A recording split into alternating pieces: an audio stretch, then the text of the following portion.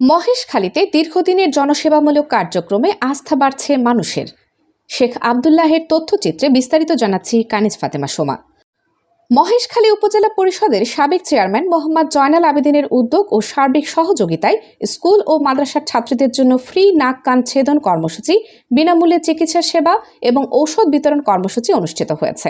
শনিবার ৩০ মে সকালে কুতুবজম জামিউস সুন্নাহ দারুল উলুম আলী মাদ্রাসা প্রাঙ্গণে আবাম ফাউন্ডেশন বাংলাদেশের ব্যবস্থাপনায় এ মানবিক কর্মসূচির আয়োজন করা হয়। সকাল ৯টা থেকে বিকেল ৪টা পর্যন্ত চলা এই কর্মসূচিতে এলাকার বিভিন্ন শিক্ষা প্রতিষ্ঠানের ছাত্রী, অভিভাবক ও সাধারণ মানুষ অংশগ্রহণ করেন।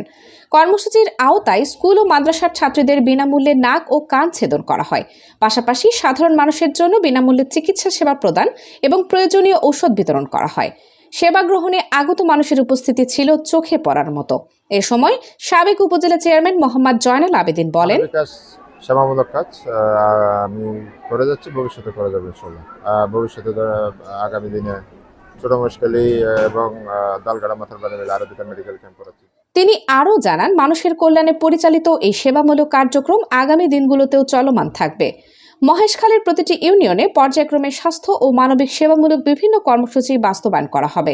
স্থানীয়রা এ উদ্যোগের প্রশংসা করে বলেন, বিনামূল্যে নাক কান ছেদন, চিকিৎসা সেবা ও ঔষধ বিতরণের মতো কার্যক্রম সাধারণ মানুষের জন্য অত্যন্ত উপকারী। তারা এ ধরনের মানবিক উদ্যোগ অব্যাহত রাখার আহ্বান জানান। নিউজ ডেস্ক, আজকের মহেশখালী।